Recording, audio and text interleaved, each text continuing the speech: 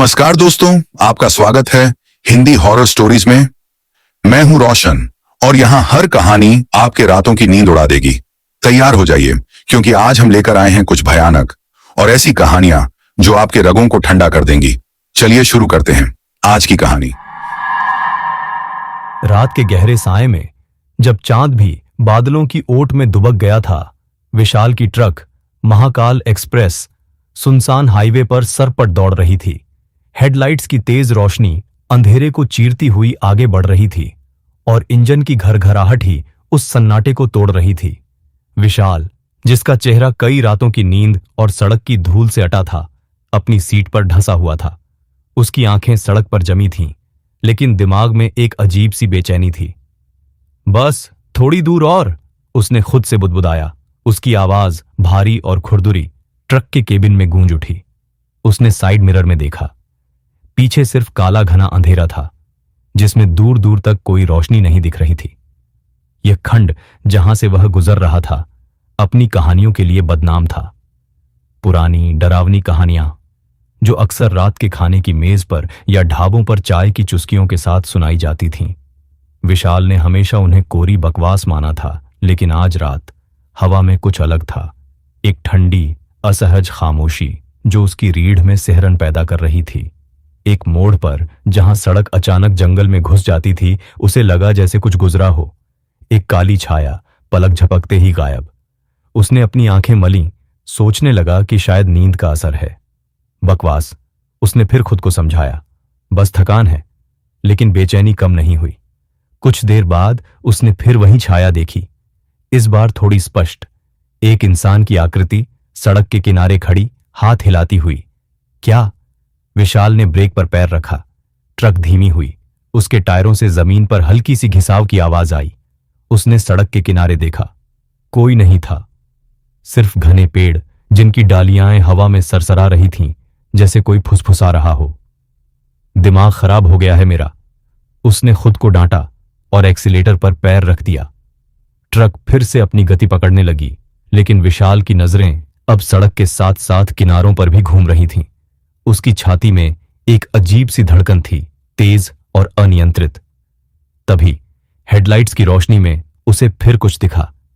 एक लड़की सड़क के बीचों बीच खड़ी थी। उसके कपड़े फटे हुए थे, बाल बिखरे हुए थे और चेहरा पीला पड़ा था।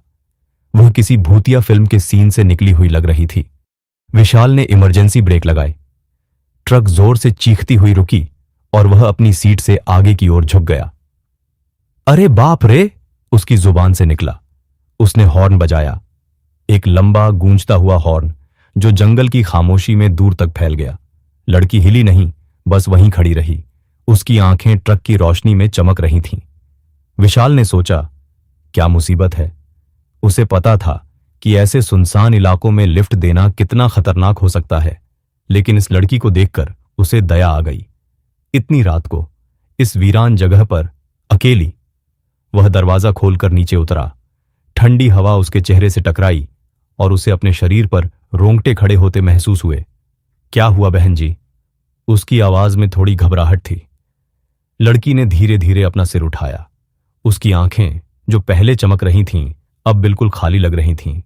उनमें कोई भाव नहीं था, जैसे वह किसी और दुनिया से आई हो। मुझे लिफ्ट चाहिए, उसकी आवाज धीमी थी, जैसे हवा में घुलती हुई फुसफुसाहट। विशाल ने उसे गौर से देखा। उसके हाथ पर एक गहरा घाव था, जिससे खून रिस रहा था। उसके पैरों पर भी धूल और मिट्टी थी, जैसे वह बहुत दूर से चलकर आई हो। इतनी रात को यहां क्या कर रही हो? विशाल ने पूछा। उसकी आवाज अब थोड़ी कठोर हो गई थी। लड़की ने जवाब नहीं दिया, बस उसकी तरफ देखती रही। उसकी नजरें विशाल को अंदर तक भेद रही थीं, जैसे वह उसकी आत्मा को पढ़ रही हो। ठीक है, आ जाओ, विशाल ने अंततः कहा। उसे लगा कि इतनी रात को उसे अकेला छोड़ना ठीक नहीं होगा, चाहे वह कितनी भी अजीब क्यों ना लग रही हो। लड़की बिना कुछ कहे ट्रक की तरफ बढ़ी।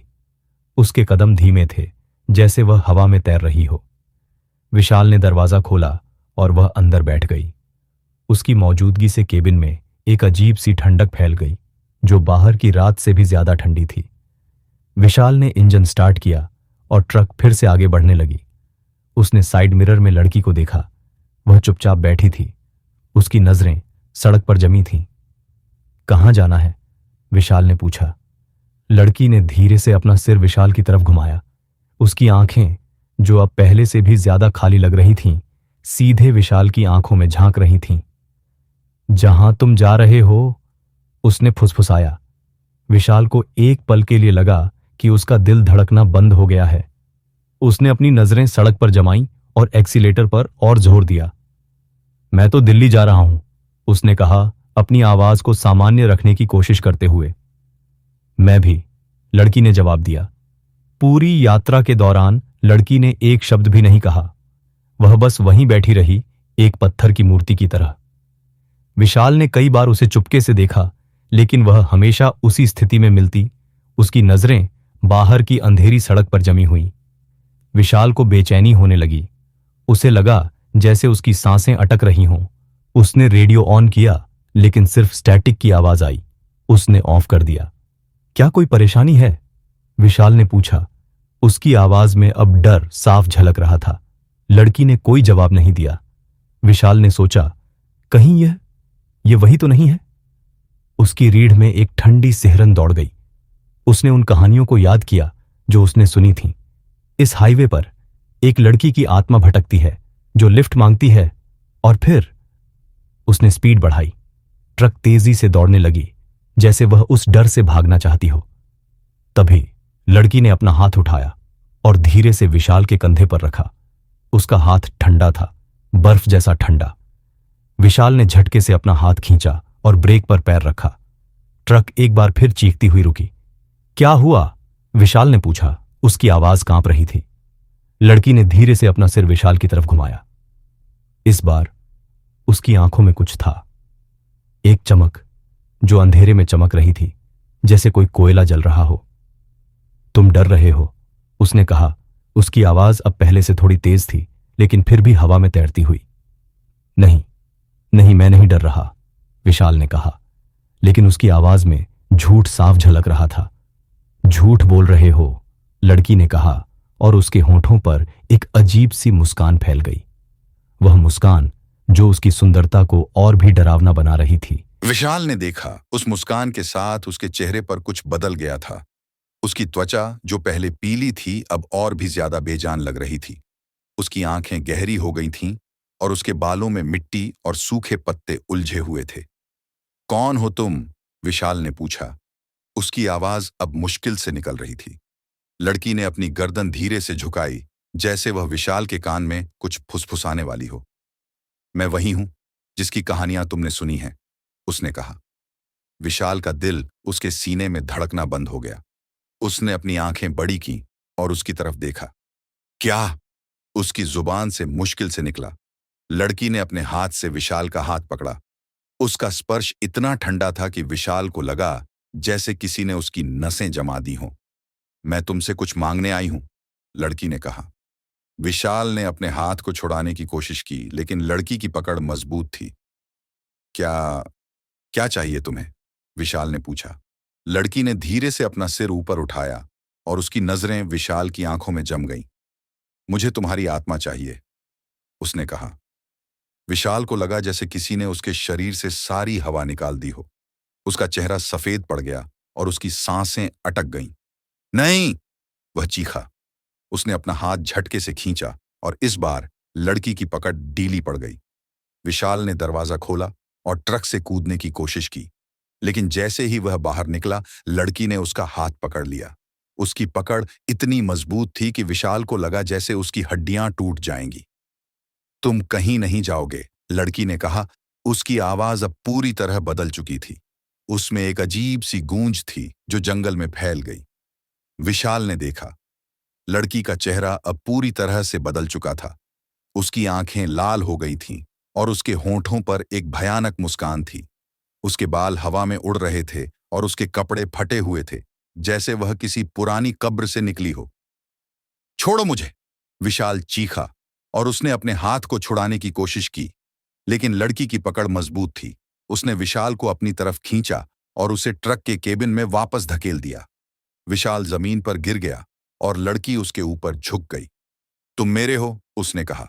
उसकी आवाज अब एक भयानक फुसफुसाहट में बदल गई थी। विशाल ने अपनी आंखें बंद कर लीं और चीखा।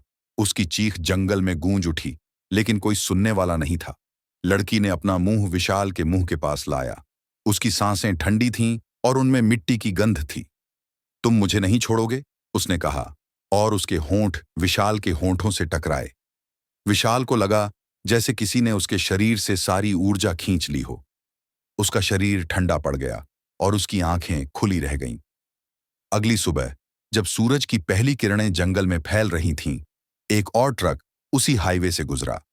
ड्राइवर ने देखा, सड़क के किनारे एक ट्रक खड़ी थी। उसके दरवाजे खुले हुए थे।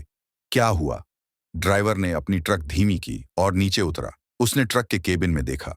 कोई नहीं था, सिर्फ एक खाली सीट और कुछ बिखरे हुए सामान। उसने जमीन पर देखा। वहां ट्रक के पास एक गहरा निशान था, जैसे किसी ने किसी को जोर से घसीटा हो। ड्राइवर ने अपनी आंखें बड़ी कीं और आसपास देखा। जंगल घना था और उसमें सिर्फ पेड़ों की सरसराहट की आवाज आ रही थी। अजीब है, उसने बुदबुदाया। उसने फिर ट्रक की तरफ देखा। विंडशील्ड पर धूल की एक परत जमी थी और उस पर एक उंगली से कुछ लिखा था। महाकाल एक्सप्रेस। ड्राइवर ने अपनी आंखें मलीं और फिर से देखा। उसे लगा जैसे उसने कुछ और भी देखा हो, एक हल्की सी मुस्कान जो धूल में मिट गई थी। उसने अपनी ट्रक स्टार्ट की और फिर से आगे बढ़ गया, लेकिन उसके दिमाग में एक सवाल घूम रहा था। विशाल कहाँ गया? कुछ दिनों बाद उसी हाईवे पर एक और घटना हुई। एक और ट्रक ड्राइवर गायब हो गया, और फिर एक और हर बार उनके ट्रकों पर धूल में एक ही बात लिखी मिलती, महाकाल एक्सप्रेस। और उन सभी की कहानियों में एक ही बात कॉमन थी, एक अकेली लड़की जो रात के अंधेरे में लिफ्ट मांगती थी। उस हाईवे पर रात के अंधेरे में अब भी कुछ भटकता है, कुछ ऐसा जो उन कहानियों में छिपा है जिन्हें विशाल ने कभी बकवास माना था। और जब भी कोई ट्रक ड्राइवर उस हाईवे से गुजरता है तो उसे एक अजीब सी ठंडक महसूस होती है, एक ठंडक जो उसकी रीढ़ में सिहरन पैदा करती है और उसे याद दिलाती है कि कुछ कहानियां सिर्फ कहानियां नहीं होती, कुछ कहानियां सच होती हैं और वे रात के अंधेरे में आपका इंतजार करती तो हैं। दोस्तों, अगर आपको हमारी कहानी पसंद आई हो तो लाइक और सब्सक्राइब करना मत भूलिए। और हाँ, कमेंट में बताइए अगली बार किस डरावनी कहानी को सुनना चाहेंगे। याद रखिए, डर हमेशा आपके करीब होता है और हम लाएंगे उसे आपके सामने। धन्यवाद और मिलते हैं अगली कहानी में, अगर आप हिम्मत रखते हैं।